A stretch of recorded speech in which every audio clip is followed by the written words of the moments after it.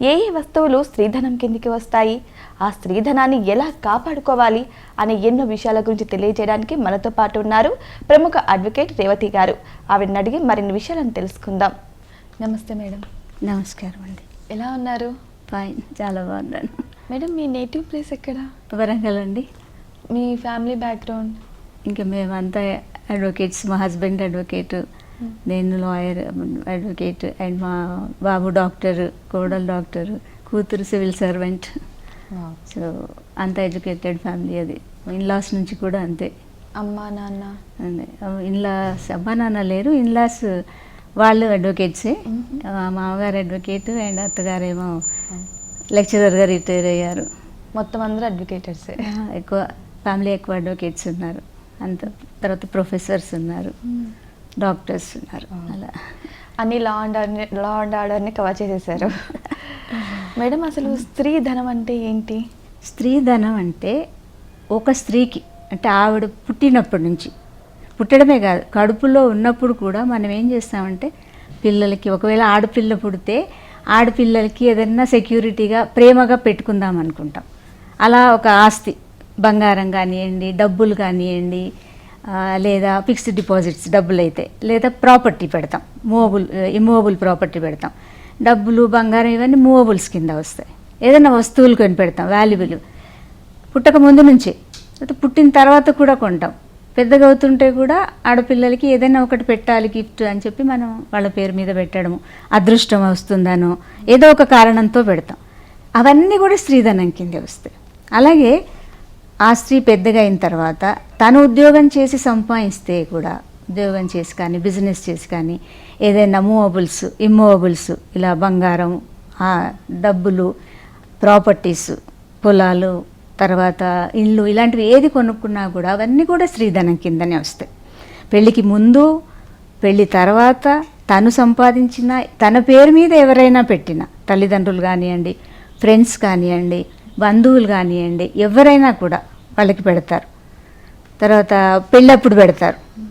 ఇంకేదైనా అకేషన్స్ వస్తాయి, పెళ్ళి తర్వాత పిల్లలు పుడతారు, 21st డేలని, ఇలా ఏదో కారణంతో ఆమెకి ఏది పెట్టినా కూడా ఆ స్త్రీకి సంబంధించిన అన్నీ కూడా స్త్రీధనం కిందనే పరిగణిస్తారు. ఇప్పుడు స్త్రీధనం కింద కొన్ని వస్తాయని చెప్పారు కదా, ఇంకా క్లుప్తంగా వివరిస్తారా?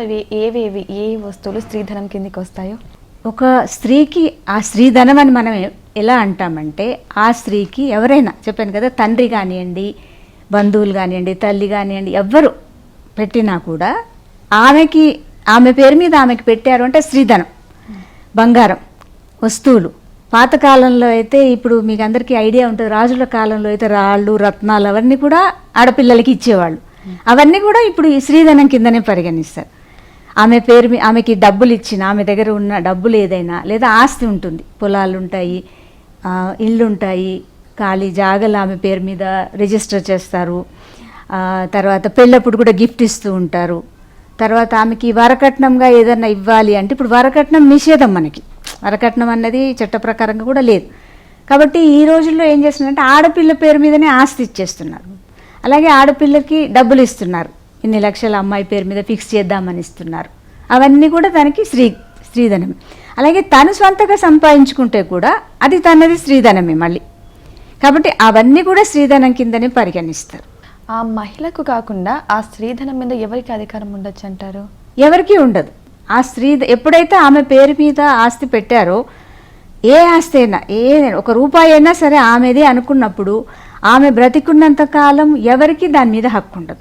ఒకవేళ తదనంతరం, ఇప్పుడు ఆ స్త్రీ పెళ్లి తర్వాత చనిపోయింది అనుకోండి, మామూలు చనిపోతే, ఒకవేళ భర్త వేధించి చనిపోతే అప్పుడు భర్తకి రాదు. కానీ భర్త మామూలుగా ఉండి ఆ స్త్రీకి ఏదైనా జరిగి చనిపోతే, ఆ స్త్రీకి స్త్రీధనం ఉంటే, అప్పుడు హిందూ వారసత్వ చట్టం ప్రకారంగా ఆమె తర్వాత ఆమె భర్తకి, పిల్లలకి వస్తుంది. ఒకవేళ భర్త వల్లనే ఆమెకి ఇబ్బంది ఉంది అంటే ఆమె పిల్లలకు వస్తుంది. అప్పుడు పిల్లలకి కూడా లేదు, పిల్లలు కూడా లేరు అనుకుంటే అప్పుడు ఆమె పుట్టింటి వారికి వస్తుంది. లేదు, ఆ పుట్టింటి వారు లేకపోతే మళ్ళీ అత్తింటి వారికి వస్తుంది. అలా క్లాస్ 1, క్లాస్ 2 హెయిర్స్ అని ఉంటాయి. అలా హిందూ వారసత్వ చట్టం ప్రకారంగా ఈమెకి ఏది వచ్చినా కూడా ఈమె తదనంతరం భర్త లేదా పిల్లలు లేదా తల్లిదండ్రులు అలా వాళ్ళకి చెందుతుంది. ఒకవేళ ఆ మహిళకు పెళ్ళయింది అనుకోండి, ఆ అత్తింటి వారికి ఏ రకంగా ఉంటుంది అధికారం? ఈ మహిళకి పెళ్ళవగానే ఏమనుకుంటారంటే భార్యతో వచ్చే ఆస్తి, బంగారం, భార్య తీసుకొచ్చిన డబ్బులు, ఇంటి సామాన్తో సహా స్త్రీధనమే అవుతుంది. అవన్నీ కూడా మాకే చెందుతాయని అత్త, మామలు, ఆడపడుచులు, భర్త వీళ్ళందరూ అనుకుంటూ ఉంటారు. సో వాళ్ళకి పూర్తి అధికారం ఉందని దాన్ని బాగా ఎంజాయ్ చేస్తూ ఉంటారు. అది చాలా తప్పు. ఆమెకి సంబంధించిన ప్రతి వస్తువు ఆమెకే సర్వ హక్కులు ఉంటాయి. అది ఎవ్వరికీ అధికారం ఉండదు. వాళ్ళు వాడుకోవడానికి అంటే ఈమె పర్మిషన్ ఉంటే వాళ్ళు వాడుకోవచ్చు, లేదా ఈమెను ఇబ్బంది పెట్టి బలవంత పెట్టి వాడుకుంటే ఈమె వారిపైన చట్ట ప్రకారం చర్య కూడా తీసుకోవచ్చు. గృహహింస కింద చర్య తీసుకునే అవకాశం ఉంటుంది. ఆమె తదనంతరం దాని మీద ఎవరికి హక్కు ఉంటుంది అంటారు? ఆమె తదనంతరం ఆమె చనిపోతే, చెప్పాను కదా, భర్త వల్ల ఏమైనా ఇబ్బందులు కలిగి చనిపోతే అప్పుడు ఆ భర్తకి రాదు. కానీ మామూలు ఆమె చనిపోయింది అనుకోండి, అప్పుడు ఆమె భర్తకి, తర్వాత పిల్లలకి వస్తుంది. ఆ పిల్లలు కూడా లేకపోతే ఆమె తల్లిదండ్రులు లేకపోతే మళ్ళీ అత్తామామలు, ఇలా అంటే క్లాస్ 1, క్లాస్ 2, క్లాస్ 3 హెయిర్స్ ఉంటారనమాట. హిందూ వారసత్వ చట్టం ప్రకారంగా స్త్రీకి ఎవరు ఆస్తి తీసుకోవాలి అని అందులో క్లియర్గా చెప్పబడింది. ఒక మహిళ యొక్క స్త్రీధనాన్ని ఎవరైనా ఇల్లీగల్గా ఆక్రమించేశారనుకోండి, ఆ స్త్రీకి ఎలాంటి హక్కులు ఉంటాయి?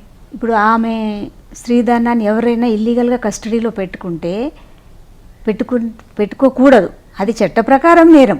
ఒకవేళ అత్తింటి సభ్యులు కనుక వాళ్ళు కస్టడీలో పెట్టుకున్నారు, వాళ్ళ ఇద్దరి మధ్యలో ఏదైనా గొడవలు వచ్చినాయి అనుకోండి, భార్యాభర్తలు గొడవలు వచ్చి విడిపోయి విడిగా ఉండాల్సి వచ్చింది, లేదా విడాకులు తీసుకోవాల్సి వచ్చింది, అలాంటప్పుడు వీళ్ళు ఇల్లీగల్గా ఆ ఆస్తి వీళ్ళ దగ్గర పెట్టుకుంటే చట్టరీత్యా నేరం. ఆమెకి ఇచ్చేయాలి. ఇవ్వలేదు అనుకుంటే ఆమె ఆ అత్తింటి మీద, భర్త మీద, అందరి మీద, భర్త, అత్త, మామూలు ఎవరి కస్టడీలో ఉంటే వాళ్ళందరి మీద కూడా తను క్రిమినల్ కేసు పెట్టొచ్చు. ఇండియన్ పీనల్ కోడ్ ప్రకారంగా 406 సెక్షన్ ఉంటుంది. అది నేరపూరితంగా మోసం చేసి వాళ్ళ దగ్గర పెట్టుకున్నట్టు అనమాట. అది క్రిమినల్ బ్రీచ్ ఆఫ్ ట్రస్ట్ అంటారు. అలా పెట్టుకున్నారు కాబట్టి వాళ్ళని చట్ట ప్రకారంగా పనిష్మెంట్ ఇవ్వండి అని చెప్పి 406 కింద కేసు పెట్టొచ్చు. అలాగే నా స్త్రీధనం అంతా వాళ్ళ కస్టడీలో ఉంది, నాకు తిరిగి ఇప్పించండి అని చెప్పి తను గృహహింస చట్టం కింద కూడా తను ఆ ఏరియా మ్యాజిస్ట్రేట్ దగ్గర కేసు ఫైల్ చేసుకొని అవన్నీ తిరిగి పొందే అవకాశం ఉంటుంది. ఒక మహిళ, పెళ్ళైన మహిళ స్త్రీధనం ఇవ్వకపోయినా సరే ఇచ్చామో అని ఒక సందర్భంలో కేసు పెట్టారనుకోండి, అంటే విడాకుల వరకు వచ్చినప్పుడు అలాంటి సందర్భంలో ఎలాంటి చర్యలు తీసుకోవచ్చు అంటారు? స్త్రీధనం ఇవ్వకుండా కూడా ఇచ్చారు అని చెప్పి ఆమె క్లెయిమ్ చేస్తుంది అని అంటారు మీరు. పెళ్ళప్పుడు ఏమి పెట్టలేదు, కట్న కానుకలు ఏమి ఇవ్వకుండా కూడా నాకు అత్తింటి వారు నా స్త్రీధనం రిటర్న్ ఇవ్వట్లేదు, నాకు ఇవ్వండి అని పెడితే, స్త్రీధనము అని తన పేరు మీద మనం చెప్తున్నప్పుడు దానికి ఒక ఆధారం అంటూ ఉంటుంది. ఇప్పుడు బంగారం కొనుక్కుంటే దానికి ఒక రసీదు ఉంటుంది, ప్రాపర్టీ కొనుక్కుంటే దానికి ఒక రిజిస్ట్రేషన్ డాక్యుమెంట్స్ ఉంటాయి, ఒక వస్తువులు కొన్నామనుకోండి ఒక రిసిప్ట్ ఉంటుంది, ఇంటి సామాను ఏది కొనిచ్చినా కూడా దానికి ఒక రిసిప్ట్ ఉంటుంది, కనీసం ఫోటోలు అయినా ఉంటాయి. సో అలాంటి ఏ ఆధారము లేకుండా తప్పుగా, అంటే ఏం లేకుండా కూడా నా దగ్గర వాళ్ళు తీసుకున్నారు అని క్లెయిమ్ చేయడానికి లేదు. భర్త మీద, అత్తింటి వాళ్ళ మీద తను మెయింటెనెన్స్ అడగచ్చు, భరణం అడగచ్చు. మెయింటెనెన్స్ అంటే ఆమె పోషణ కోసం భరణం అడగచ్చు, కానీ ఏ స్త్రీధనము తన పేరు మీద లేకుండా అడగడానికి వీల్లేదు. పుట్టింటి వాళ్ళు కానీ ఎవరైనా బంధువులు కానీ పెళ్ళప్పుడు కానీ ఏమైనా కట్న కానుకలు ఇస్తే వాటికి కనీసం ఫొటోస్ కానీ వీడియోస్ కానీ ఉంటాయి. అలాగే ఇంటి సామాను చాలా కొనిస్తారు, టీవీ, ఫ్రిడ్జ్ ఇలాంటివి కూడా కొనిస్తారు. అలాంటివి కొనిచ్చారు అని ఒక ఆధారం, ఒక ఫోటో కానివ్వండి, ఒక రసీదు కానీ ఏమన్నా ఉంటే తప్పకుండా తను క్లెయిమ్ చేయొచ్చు. అవి ఏమీ లేకుండా ఫాల్స్గా క్లెయిమ్ చేస్తుంటే ఖచ్చితంగా కోర్టు కూడా మేము తప్పుపడుతుంది. ఆమెకు అధికారం లేదు, ఏమీ ఇవ్వకుండా నా స్త్రీధనం నాకు ఇవ్వండి అని వాళ్ళ మీద రివర్స్లో అడిగి తీసుకునే అధికారం తనకి లేదు. భరణం అడగొచ్చు, పర్మనెంట్ ఎల్మనీ కింద అడగచ్చు, శాశ్వత భరణం అడగచ్చు, నెలకింత కావాలని కూడా తను అడగచ్చు. అది మెయింటెనెన్స్ కింద పొందొచ్చు, కానీ స్త్రీధనం కింద అడగడానికి అవకాశం లేదు.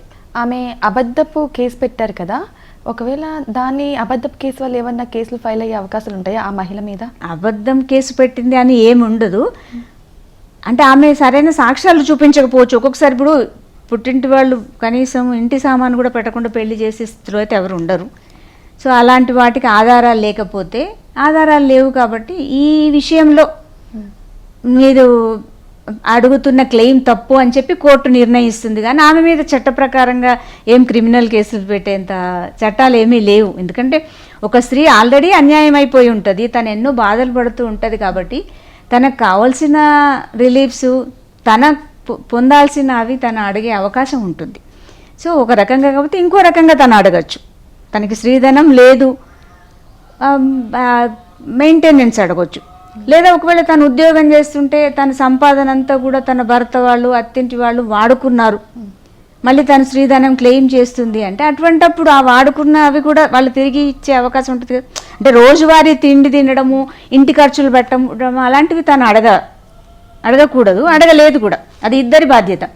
కానీ కొంత అమౌంట్ తన భర్త కోసం కానీ, అత్తమామల కోసం కానీ, కుటుంబం కోసం కానీ తను ఖర్చు పెట్టాల్సి వచ్చింది, ఎక్కువ అమౌంట్ పెట్టింది వాళ్ళ కోసం అనుకున్నప్పుడు తను దాన్ని తిరిగి పొందొచ్చు.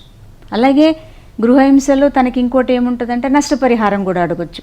నన్ను ఇన్ని రకాలుగా వాళ్ళు ఇబ్బంది పెట్టారు, ఫైనాన్షియల్గా ఇబ్బంది పెట్టారు, ఫిజికల్గా మెంటల్గా ఇబ్బంది పెట్టారు, కాబట్టి ఇవన్నీ నన్ను అడగచ్చు అని ఉంటుంది.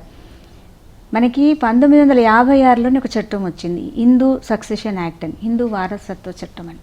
అందులోనే సెక్షన్ 14లో ఒక ఆడపిల్లకి ఏమేం వస్తువులు ఇస్తే స్త్రీధనంగా పరిగణిస్తారు, అసలు ఆమెకి ఎలాంటి రైట్స్ ఉంటాయి అని చెప్పి అప్పుడే రాశారు. కానీ తర్వాత కాలం మారుతుంటే ఏమైందంటే ఎక్కువగా దాన్ని ఎవరు పట్టించుకోలేదు. ఆడపిల్లలకి ఇన్ని హక్కులు ఉన్నాయా, వాళ్ళకెందుకు మనం సమానంగా ఆస్తి ఇవ్వాలి, వాళ్ళకెందుకు మనం ఈ స్త్రీధనంగా ఇచ్చింది ఆమెకే చెందేటట్టు చేయాలి అని ఇలా కొంచెం చాలా మార్పులు వచ్చాయి. చట్టపరంగా మార్చలేదు కానీ సామాజిక పరంగా మారుస్తూ ఆమెకి హక్కులు పొందే అవకాశం లేకుండా చేశారు. అటువంటి పరిణామ క్రమంలో మనకు 2006లో గృహహింస చట్టాన్ని తీసుకొచ్చారు. ఈ మహిళకున్న హక్కుని, ఇంట్లో ఒక మహిళ ఎటువంటి ఇబ్బందులు పడుతుంది, ఆమెకి ఎలాంటి రక్షణ పొందాలి అని తెలియజేస్తూ, అలాగే ఆమె ఆస్తికి, ఆమె సంపాదనకి, ఆమెకు ఆర్థికంగా లోటు లేకుండా ఎలా ఉండాలి అని చెప్పి గృహహింస చట్టం కూడా పెట్టడం జరిగింది. వీటన్నిటితో పాటు క్రిమినల్ ఇండియన్ పీనల్ కోడ్లో కూడా ఆమెకి ఒక రక్షణ చట్టం కూడా, ఈ 406 అనే సెక్షన్ కూడా ఆమె దాన్ని ఉపయోగించుకొని కూడా వాళ్ళ మీద చర్య తీసుకోవచ్చు. మీరు ఇంతకుముందు చెప్పారు కదా, ఒక స్త్రీధనాన్ని వాళ్ళ పిల్లలు కానీ, వాళ్ళ హస్బెండ్ కానీ, లేకపోతే వాళ్ళ పుట్టింటి వారు, మెట్టింటి వారు కానీ చెందుతుంది అని. కానీ ఆ స్త్రీకి పిల్లలు, భర్త లేకపోవడం వల్ల, ఒకవేళ పుట్టింటి మెట్టింటి వాళ్ళు కూడా లేకపోతే ఆ స్త్రీ ఒంటరి మహిళ అయితే ఆ ధనం ఎవరికి చెందుతుందంటారు? ఆ స్త్రీ ఒంటరి మహిళ అయితే తన ఆస్తి ఎవరికైనా, నాదలకైనా తను రాసేసుకోవచ్చు. తన ఆస్తి తన ఇష్టం ఏదైనా చేసుకోవచ్చు. అలా ఏమి రాయకుండా తనకి ఎలాంటి వారసులు లేరు అనుకున్నప్పుడు అప్పుడు ఏం చేసిందంటే గవర్నమెంట్ తీసుకుంటుంది. ఎందుకంటే అది ఎవరికి అన్యాక్రాంతం అవ్వకూడదు, ఎవరు మిస్యూజ్ చేసుకోకూడదు. సో ఆమెకి ఎలాంటి వారసులు లేరు అంటే ఈ క్లాస్ 1, క్లాస్ 2, ఈ 3 హెయిర్స్ అంతా ఎవ్వరూ లేకపోతే, ఎవరూ లేని మనిషి యొక్క ఎవరైనా సరే ఆస్తి కానివ్వండి, వారికి ఉన్న మూవబుల్ ప్రాపర్టీస్ ఏదైనా కూడా ఎవరు వారసులు లేరు అంటే దాన్ని గవర్నమెంట్కి హ్యాండ్ ఓవర్ చేయాల్సి వస్తుంది, అంతే. ఒక స్త్రీ పెళ్ళైన తర్వాత వారి పేరెంట్స్ ఇచ్చే కట్న కానుకలు కూడా స్త్రీధనం కిందకి వస్తాయంటారా? పెళ్లిలో ఇందాక మనం అనుకున్నాం వరకట్నం అన్నది నిషేధం. అసలు వరకట్నం కింద కొంత డబ్బులు ఇస్తూ ఉంటారు పెళ్లి ఖర్చులకను. వరకట్నం అని పేరు చెప్పకుండా పెళ్లి ఖర్చులు, ఇంకేదో కొనుక్కోవాలి అదేని ఇద్దరికి కలిపి కామన్గా ఇస్తే దాన్ని స్త్రీధనం అనలేము. కానీ ఎక్స్క్లూజివ్గా అమ్మాయికి మటుకే బంగారం పెడతారు, అమ్మాయి పేరు మీద డబ్బులు ఫిక్స్ చేస్తారు. ఇప్పుడు ఈ మధ్యకాలంలో మనకి కొత్త చట్టాలు వచ్చిన తర్వాత, డౌరీ ప్రొహిబిషన్ యాక్ట్ తర్వాత, ఇప్పుడు ఈ గృహహింస చట్టం వచ్చిన తర్వాత, ఆడపిల్లకి పెళ్లి చేస్తే ఆ పెళ్లి చేసినప్పుడు ఆమెకి ఏ కట్న కానుకలు ఇచ్చినా కూడా ఒక లిస్ట్ ప్రిపేర్ చేసుకోమని చెప్పారు. తర్వాత డబ్బులు లాంటివి ఇస్తే ఒక ఫిక్స్డ్ డిపాజిట్ చేసి ఆమె పేరు మీద పెట్టడం, ప్రాపర్టీ అయితే రిజిస్ట్రేషన్ చేసి ఆమె పేరు మీద డాక్యుమెంట్ పెట్టడం, ఇలా అన్నీ కూడా ఆమె పేరు మీద పెట్టి ఒక లిస్ట్ ప్రకారంగా పెట్టుకోవాలి అని చెప్పారు. అయితే కట్న కానుకల్లో కొన్ని అల్లుడికి ఇవ్వచ్చు, అమ్మాయితో పాటు అమ్మాయి భర్తకి, అత్తమామలకి ఇవ్వచ్చు, అవన్నీ కూడా స్త్రీధనం కాదు. ఎక్స్క్లూజివ్గా అమ్మాయికి ఏదైతే బంగారం పెడతారు, డబ్బులు ఇస్తారు, ఆమె కోసం ఆమె పేరు మీద ఫిక్స్ చేయడం కానీ, ఒక ఆస్తి రాయడం కానీ, కొంత సామాను ఆమెకి ఇవ్వడం కానీ, అవన్నీ స్త్రీధనం కింద వస్తాయి. అలాగే అమ్మాయికి పెళ్లి టైంలో కూడా చాలామంది వాల్యుబుల్ ఐటమ్స్ కూడా ఆమెకి గిఫ్ట్గా ఇస్తూ ఉంటారు, చాలా విలువైనవి, బంగారం ఇస్తుంటారు, వెండి ఇస్తుంటారు, రత్నాలు ఇస్తుంటారు, లేదంటే పెద్ద పెద్ద ఆర్టికల్స్ ఇస్తూ ఉంటారు. అలాంటివన్నీ కూడా స్త్రీధనం కిందే వస్తాయి ఆమెకి. చట్టంలో ఏం చెప్తారంటే పెళ్ళికి ముందు కానివ్వండి, పెళ్ళప్పుడు ఇచ్చినవి కానివ్వండి, ఏదైనా అకేషన్లో కానీ ఆమె కోసం వస్తువులు అని వాళ్ళు ఇచ్చినప్పుడు అవి కూడా స్త్రీధనం కిందనే తీసుకోవాలి. పిల్లలు పుడతారు, అప్పుడు కూడా ఈమెకి తల్లిగా ఆమెకు కూడా కొంత గిఫ్ట్లు ఇస్తూ ఉంటారు. సో ఇవన్నీ కూడా ఆమె స్త్రీధనమే అవుతాయి. ఆ స్త్రీధనాన్ని మళ్ళీ ఎవరికీ ముట్టుకునే హక్కు లేదు. ఒక మహిళ తన స్త్రీధనాన్ని ఎలా కాపాడుకోవాలంటారు? ఇప్పుడు ఏదైనా కూడా ఇప్పుడు తన పేరు మీద ఫిక్స్డ్ డిపాజిట్ ఉందనుకోండి, అది తన పేరే ఉంటుంది. కాబట్టి వాళ్ళెవరో పుట్టింటి వాళ్ళు, అత్తింటి వాళ్ళు ఎవరైనా సరే ఇబ్బంది పెట్టి మాకు ఇవ్వాలి అంటే అది ఆమె మనస్ఫూర్తిగా ఇస్తేనే చెల్లుబాటు అవుతుంది. బలవంతాన ఆమె దగ్గర తీసుకునే అవకాశం లేదు. తీసుకుంటే ఆమె వాళ్ళందరి మీద కూడా గృహహింస చట్టం కానివ్వండి, క్రిమినల్ చట్టం ప్రకారం కూడా చర్య తీసుకోవచ్చు. ఏదైనా ఫిక్స్డ్ రూపంలో పెట్టుకోవడం కానీ, బంగారం అవి ఉంటే లాకర్స్లో పెట్టుకోవడం కానివ్వండి, విలువైన వస్తువులు బంగారం వెండి అటువంటివి కూడా ఉంటే లాకర్లో పెట్టుకోవడము, ఇవన్నీ కూడా చాలా జాగ్రత్తగా చేసుకోవాలి. డాక్యుమెంట్స్ చాలా జాగ్రత్తగా చేసుకోవాలి. డబ్బులు అయితే ఎఫ్డీల రూపంలో కానివ్వండి, ఇంకేదైనా బాండ్స్ రూపంలో కూడా తను అవన్నీ కూడా చాలా జాగ్రత్త చేసుకుంటే వాళ్ళు ఆమెను బెదిరించి తీసుకోకుండా ఈజీగా వాళ్ళు తీసుకునే అవకాశం లేకుండా ఉంటుంది. విడాకుల వరకు వచ్చినప్పుడు ఆ స్త్రీ యొక్క స్త్రీధనంతో పాటు కట్న కానుకలను కూడా ఆమె అడగవచ్చు అంటారా? ఒకవేళ అడిగితే ఎలాంటి రుజువులు కావాలంటారు? ఆమె ఇప్పుడు భార్యాభర్తలకి పడలేదనుకోండి, విడిపోయే పరిస్థితి వరకు వచ్చింది, అంగీకారంతో విడిపోతే వాళ్ళు అన్నీ ఆమెకి రిటర్న్ ఇచ్చేసేయాలి. ఇద్దరు అంగీకారంతో విడిపోతుంటే ఒకవేళ ఆ భర్త ఒప్పుకోలేదు లేదా విడాకులకి ఈమె కేసు వేసుకోవాల్సి వచ్చింది అనుకున్నప్పుడు ఈమెకున్న స్త్రీధనంతో పాటు పుట్టింటి వాళ్ళు ఇచ్చిన కట్న కానుకలు ఇవన్నీ కూడా తను అతడి నుంచి క్లెయిమ్ చేయొచ్చు. ఇవే కాకుండా తనని వాళ్ళు మానసికంగా, శారీరకంగా, ఆర్థికంగా ఇంకేదైనా సెక్షువల్ హెరాస్మెంట్ కూడా ఉంటుంది. ఇలాంటివి జరిపి బాధలకు గురి చేసినందుకు కాంపెన్సేషన్ అడగొచ్చు, నష్టపరిహారం అడగొచ్చు, తర్వాత భరణం అడగొచ్చు, మెయింటెనెన్స్ ప్రతి నెల ఇంత కావాలని, లేదా ఒకటేసారి నాకు ఇంత అమౌంట్ కూడా కావాలని కూడా అడగచ్చు. అన్ని రకాల తనకి భర్త నుంచి అడిగే హక్కులు ఉన్నాయి. ఒక మహిళ యొక్క స్త్రీధనం అనేది వాళ్ళ పిల్లలకి చెందుతుంది అని అన్నారు. అంటే అబ్బాయి కానీ అమ్మాయి కానీ ఇద్దరు ఉంటారు కదా, వాళ్ళు ఎవరికి ఎక్కువ హక్కు ఉంటుందంటారు? చట్టం ప్రకారంగా ఎవరికి ఎక్కువ తక్కువ లేదు. ఇప్పుడు మనకి చట్టంలో ఏంటంటే ఆడ మగ ఇద్దరు సమానమే అని చెప్పారు. అలాగే ఈ ఆస్తి హక్కు కూడా ఇద్దరికి సమానమే. ఒక వ్యక్తి చనిపోయిన తర్వాత ఆ వ్యక్తి వారసులు ఆడ మగ ఇద్దరు ఉన్నప్పుడు ఇద్దరికి సమానంగా ఇవ్వాలి.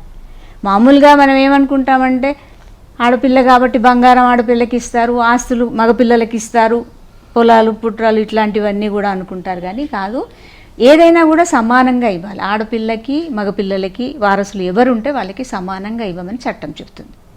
చట్టాలలో ఎన్నో సెక్షన్స్ ఉన్నాయి, కానీ నేటి మహిళల్లో చాలామందికి వాటి గురించి తెలియదు. చాలా ఇబ్బందులు ఎదుర్కొంటూ ఉంటారు సమాజం నుంచి. అటువంటి వారికి మీరు ఎలాంటి సలహా ఇస్తారు? చట్టాల గురించి తెలుసుకోవాలి కొంచెం. ఎందుకంటే ఇప్పుడు ఈ సమాజంలో, మనకి ఆధునిక సమాజంలో చేతుల్లోనే మనకి మొత్తం సమాజం కనిపిస్తుంది. సో ఎక్కువగా ఇప్పుడు మేమేం చేస్తున్నామంటే ప్రతి గ్రామానికి వెళ్ళి కూడా చట్టాల గురించి చెప్తున్నాం, మహిళల హక్కుల గురించి చెప్తున్నాం. న్యాయ సేవా సంస్థ అని ఉంటుంది, ప్రతి కోర్టులో న్యాయ సేవా సంస్థ, లీగల్ సర్వీసెస్ అథారిటీ అంటారు. దాని ద్వారా ప్రతి గ్రామంలో, మండలంలో కూడా ఇలాంటి ప్రోగ్రామ్స్ అరేంజ్ చేసి వాళ్ళకి చట్టాల గురించి చెప్తున్నాం. అలాగే ప్రతి డిపార్ట్మెంట్ వాళ్ళు కూడా ఎక్కువ ఈ ఉమెన్ అండ్ చైల్డ్ వెల్ఫేర్ కానివ్వండి, పోలీస్ డిపార్ట్మెంట్ కూడా ఇలాంటివి ఇంట్రెస్ట్ తీసుకొని చట్టాల గురించి చెప్తూ ఉన్నారు. ఎక్కువగా తెలుసుకోవాలి. మహిళలు ఈ చట్టాల గురించి తెలుసుకోకపోవడం వల్ల నష్టం జరుగుతుంది. ఏ రకంగా వాళ్ళు ప్రొసీడ్ అవ్వాలి, ఏ రకంగా మనకు వచ్చిన సమస్యని పరిష్కరించుకోవాలి, దానికి కోర్టు వరకు వెళ్ళొచ్చా, వెళ్లకుండానే మనం పరిష్కరించుకునే అవకాశాలు ఉన్నాయా అన్నది వాళ్ళకి తెలియట్లేదు. సో ఇలాంటి చట్టాలు ఇంకా కొంచెం ఎక్కువగా రావాలి. ఇప్పుడు మన వనితా టీవీ లాంటివి కొంచెం ఇలాంటి ప్రోగ్రామ్స్ చేయడం వల్ల కూడా వాళ్ళకి కొంచెం అవేర్నెస్ కలుగుతుంది. ఎక్కువగా మహిళలు ఇవి బాగా చూస్తారు కాబట్టి వీటిలో చట్టాలు బాగా తెలుసుకుంటారు. దూరదర్శన్ కానివ్వండి, ఆల్ ఇండియా రేడియో, ఇలాంటివన్నీ కూడా ప్రజల్లోకి ఎక్కువగా వెళ్తాయి. సో వాళ్ళు ఈ చట్టాలు తెలుసుకునే ప్లాట్ఫామ్ ఇదనమాట. సో ఇలాంటి ప్రయత్నాల ద్వారా కూడా మనం అందరి చట్టాలు తెలియచెప్పాలి. ఇప్పుడు మనం చూస్తూనే ఉన్నాం సోషల్ మీడియాలో కానీ, న్యూస్ పేపర్లో కానీ అధిక కట్నం కోసం మహిళలను దారుణంగా చంపేస్తున్న సంఘటనలు చాలా చూస్తుంటాం. అలాంటిది మిమ్మల్ని బాగా కదిలించిన సంఘటన ఏమైనా ఉన్నాయా మీ లైఫ్లో? అది చాలా జరుగుతున్నాయండి. ఇప్పుడు ఇంత ఆధునిక సమాజంలో కూడా ఇంకా అధిక కట్నం అని ఆమెను వేధించడము, పుట్టింటి వాళ్ళు ఇంకా డబ్బులు ఇవ్వలేదు మాకు, మీ పుట్టింటి నుంచి తీసుకురా అని అడగడం, ఇదంతా చాలా ఫూలిష్నెస్. ఆడపిల్లలు మగపిల్లలతో సమానంగా చదువుతున్నారు, సమానంగా ఉద్యోగాలు చేస్తున్నారు. ఇంకా చెప్పాలంటే ఆడవాళ్ళు ఇంకా ఉన్నత స్థాయిలో ఉద్యోగాలు చేస్తున్నారు, సంపాదిస్తున్నారు మగవాళ్ళ కన్నా ఎక్కువ. అయినా కూడా ఇంకేదో మాకు రావాలి అన్న ఈ గ్రీడీనెస్తోని వాళ్ళని ఆమెను ఇబ్బంది పెట్టడం అన్నది చాలా ఒక షేమ్ఫుల్ యాక్ట్. అది చాలా బాధ అనిపిస్తుంది.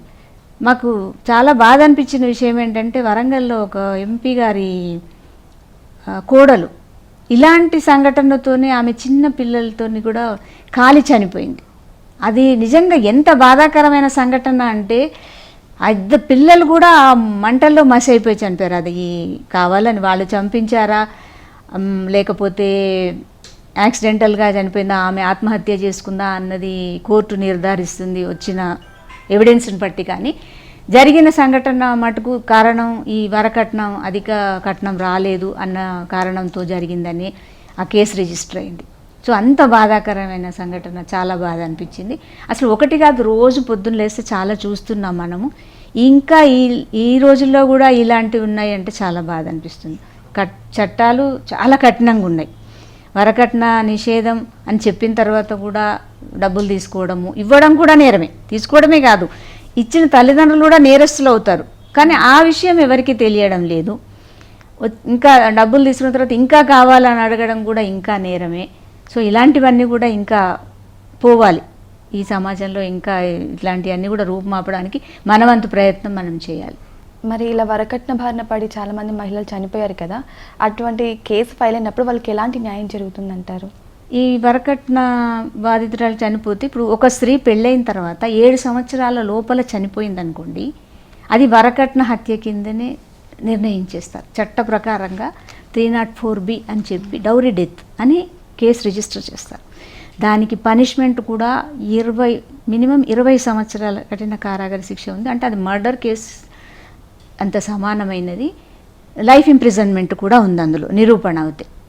అంత సీరియస్గా తీసుకుంటారు. 7 సంవత్సరాల లోపల ఒక స్త్రీ అనుమానాస్పదంగా చనిపోయింది అనుకోండి, పెళ్లి తర్వాత ఆమెను అత్తింటి వారు చంపారా, ఆమె సూసైడ్ చేసుకుందా, ఏది జరిగినా కూడా వాళ్ళ ఇంటి భర్త అత్తమామల వల్లనే జరిగింది అని కేసు రిజిస్టర్ అవుతుంది, శిక్ష కూడా పడుతుంది. ఒకవేళ 7 సంవత్సరాలు దాటిన తర్వాత కూడా ఆ స్త్రీ ఆత్మహత్య చేసుకోవాల్సి వచ్చింది అనుకోండి, దాన్ని కూడా ఈ వరకట్న హత్య కింద 498A సెక్షన్ కూడా పెడుతూ 306 అని సెక్షన్ పెడుతూ దానికి సంబంధించిన ఆధారాలు ఉంటే అప్పుడు మళ్ళీ వాళ్ళకి శిక్ష పడుతుంది. అలాగే అంతేకాకుండా ఈ వరకట్న హత్య జరిగి స్త్రీ ఎవరైతే చనిపోయారో ఆమె పిల్లలకి, ఆమె తల్లిదండ్రులకి ఈ న్యాయ పోరాటం కోసం కూడా గవర్నమెంట్ డబ్బులు ఇస్తుంది. కేసు రిజిస్టర్ అయినప్పుడు కొంత 25%, ట్రయల్ నడుస్తుంటే 25%, అయిపోయిన తర్వాత 50% అలా ఆమెకి డబ్బులు ఇస్తారు ఆర్థికంగా. బీసీ వెల్ఫేరు, ఎస్సీ వెల్ఫేర్ ఇవే కాకుండా ఏ మహిళ చనిపోయినా కూడా వరకట్న హత్య కింద గవర్నమెంట్ ఆర్థికంగా సహాయం చేస్తుంది. తర్వాత ఆమె కేసు కూడా గవర్నమెంట్ తరఫునే కేసు నడిపి ఆ కుటుంబానికి న్యాయం చేయడానికి ప్రయత్నం చేస్తారు. ఒక మహిళ యొక్క స్త్రీధనాన్ని తన భర్త అంటే అప్పులు చేసినప్పుడు కానీ, తను చాలా ప్రాబ్లమ్స్లో ఉన్నప్పుడు కానీ ఆ స్త్రీధనాన్ని భర్త వాడుకోవచ్చు అంటారా? మామూలుగా స్త్రీధనం మీద ఆమెకి, ఆ స్త్రీకి తప్ప ఎవరికి హక్కు లేదు, చట్ట ప్రకారంగా లేదు, ఏ రకంగా కూడా లేదు. ఒకవేళ ఆ భార్య ఇష్ట ప్రకారంగా భర్తకి ఏమన్నా ఇవ్వాలనుకుంటే తాను ఇవ్వచ్చు, అంతే. ఆమె వాలంటరీగా ఇవ్వాలి తప్ప బలవంతాన తీసుకోవద్దు. ఇలాంటి సమస్యనే ఒకటి కేరళలో వచ్చినప్పుడు కేరళ ఫ్యామిలీ కోర్ట్ ఏం చెప్పిందంటే, భర్తకి నాకు డబ్బులు, ఆమె స్త్రీధనంలోంచి నాకు కూడా హక్కు ఉంటుంది అని ఆయన క్లెయిమ్ చేసినప్పుడు అలాంటి హక్కు లేదు అని చెప్పి అక్కడ ఇవ్వడం జరిగింది.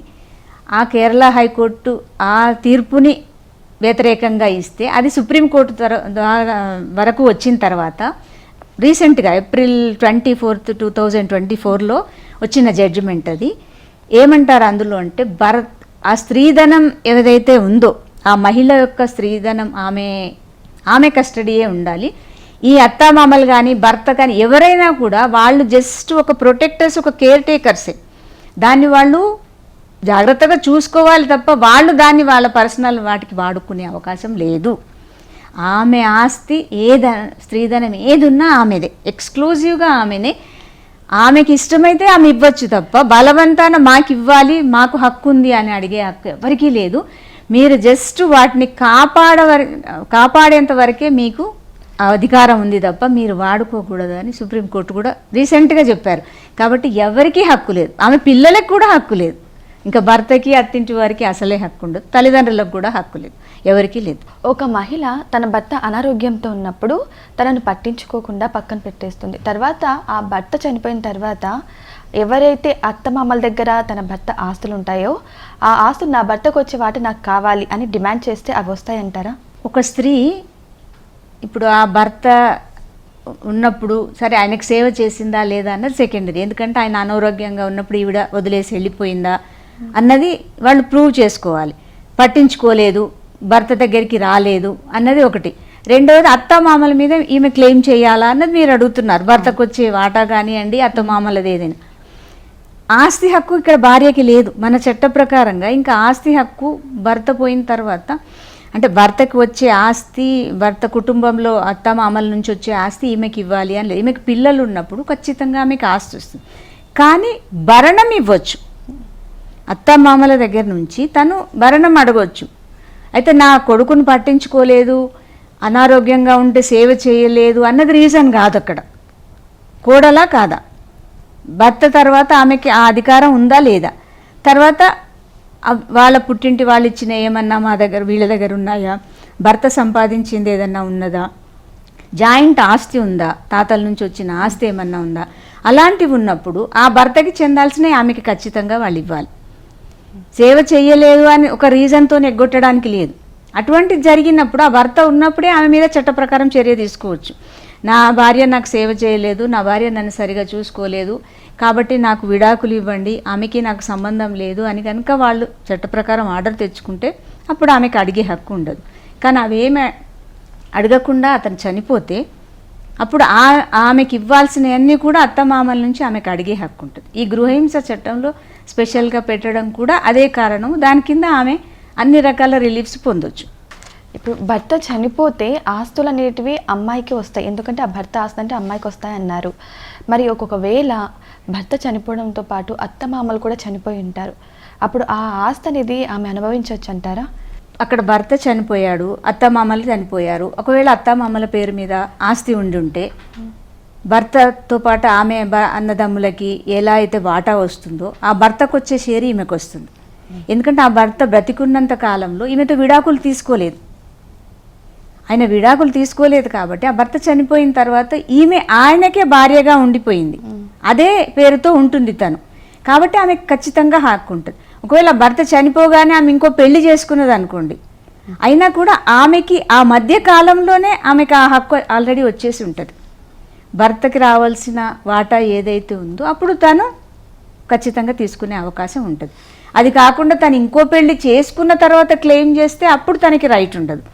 బట్ ఆమెకి భర్త పోయిన తర్వాత అత్తామామల నుంచి వచ్చే ఆస్తి భర్త వాళ్ళ బంధువులు అన్నదమ్ములు చెల్లెలతో పాటు సమానంగా ఆమెకి ఇవ్వాలి. ఆమె వాటా ఆమెకి ఖచ్చితంగా వస్తుంది, భర్త వాటా ఆమెకి వస్తుంది.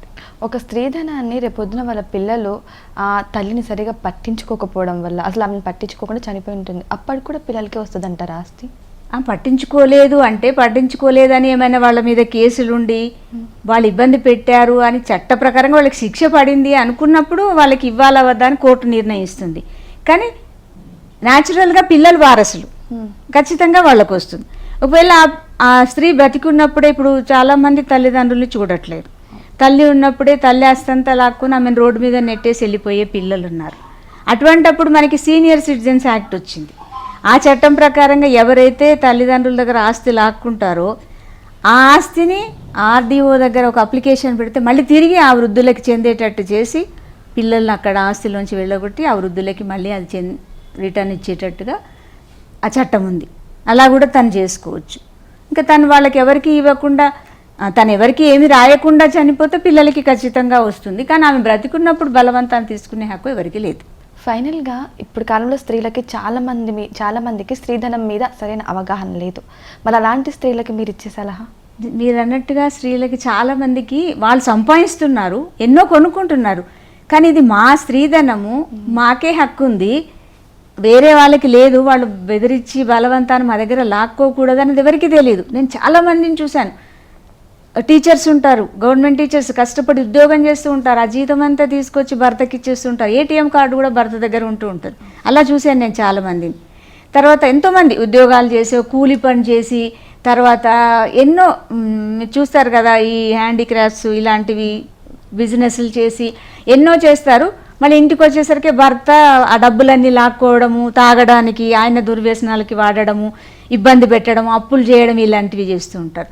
అవన్నీ మా స్త్రీధనము, మాకే హక్కు ఉంది, వాళ్ళకి ఎటువంటి హక్కు లేదు, దీన్ని మేము కాపాడుకోవాలన్న ఆలోచన వీళ్ళకి రాదు. అంటే అక్కడ కుటుంబం బాధ్యత అనుకోనియండి, ఏమంటారు వాళ్ళ అశక్తత అనుకోనియండి, వాళ్ళు అలా చేస్తూ ఉంటారు.